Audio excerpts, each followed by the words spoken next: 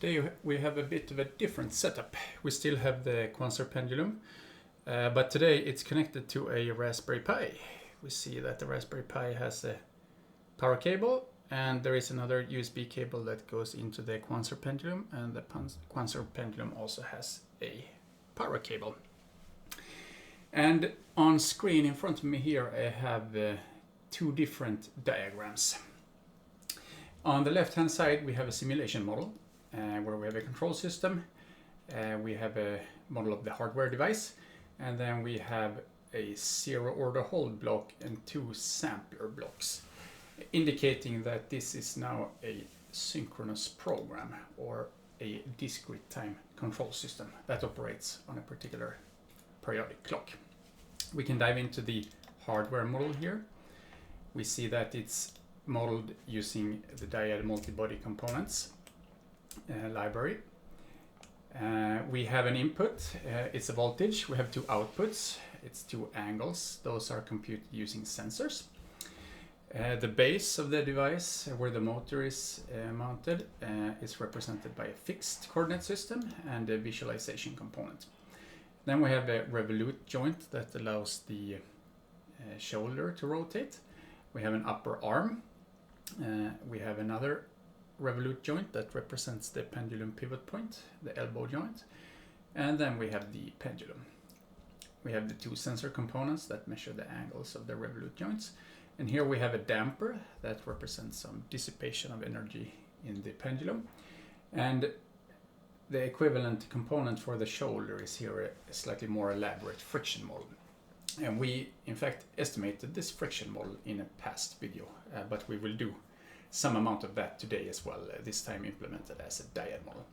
And I can, of course, run this simulation, and it will produce a 3D animation. We can see here if I run the simulation, it's pretty quick, and then I can run the three-dimensional rendering. We see it does some homing, and then it does some swing up here.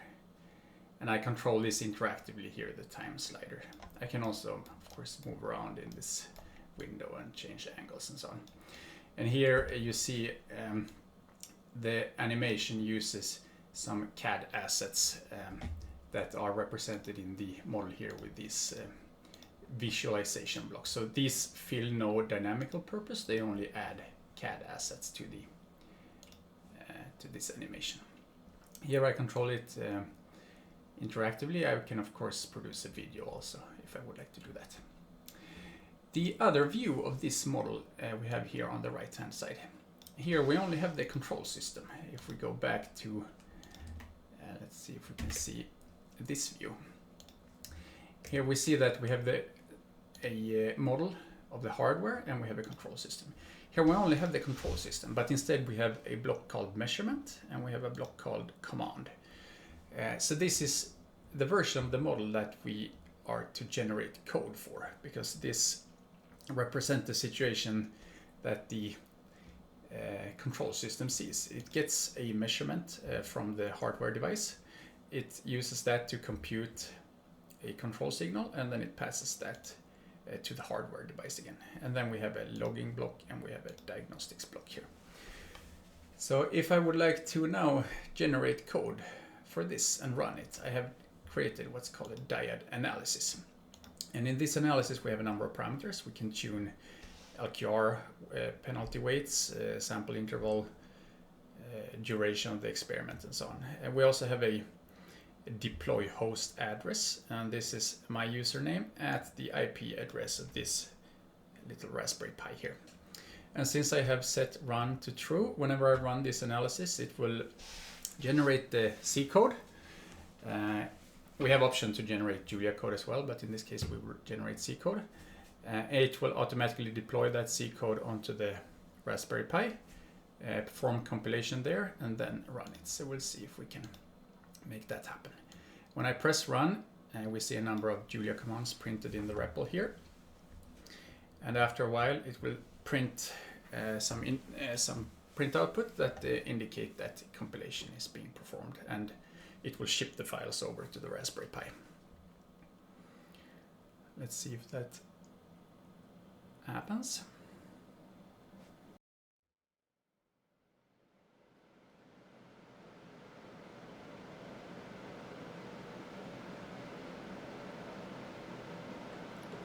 And there we go.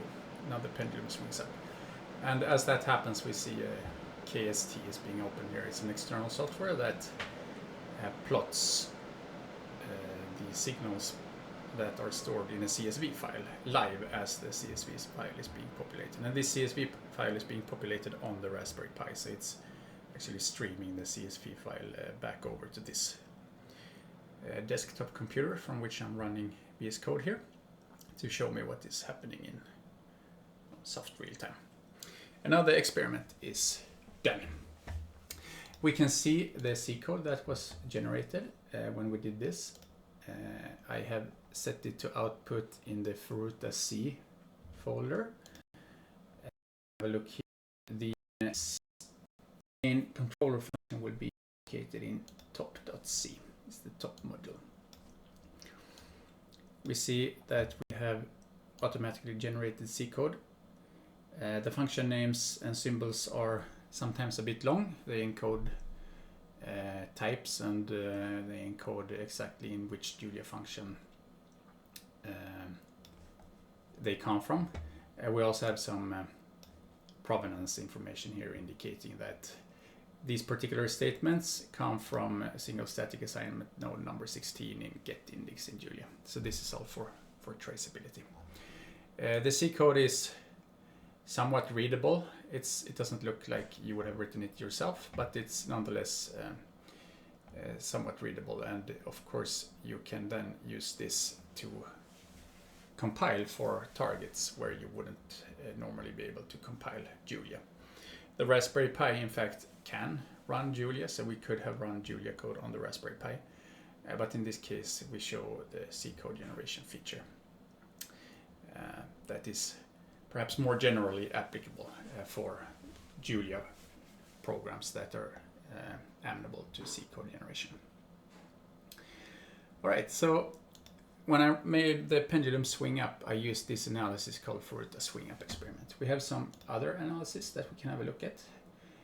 We have a identification experiment that runs a pre-computed trajectory that is meant to excite the pendulum in an interesting way so that we can identify the geometrical and mass properties and so on. But we also have a friction experiment analysis that we can also run. And to do that, I will remove the pendulum because we don't need that to estimate the friction and back EMF constant of the motor. We can press run here. It will perform the code generation. Once again, this model has it has a measurement block, it has the command block, it performs some velocity estimation given a sequence of position measurements, angle measurements.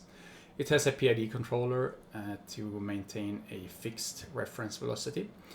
And we can see now that the motor is actually rotating slowly there. And the reference will keep changing. It will follow a velocity profile that looks like the icon here, more or less, in both positive and negative direction. There are some options associated with this reference generation. Otherwise, it behaves very similar to how the friction estimation behaved in the previous video where we performed that. The only difference here is that in this case we have implemented the controller and the experiment runtime entirely in Dyad. When it concluded, we see that it prints a number of things in the REPL. And we see here that the Coulomb friction that was estimated is in fact negative. And we can explain that. That's not expected, of course. But the hardware device has an internal deadband compensation that in this case appears to be slightly overcompensating actually.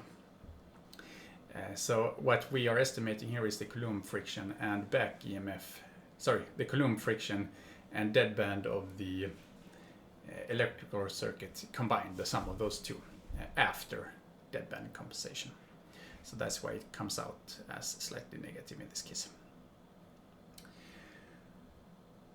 All right, that's essentially what I wanted to show you today. Thank you.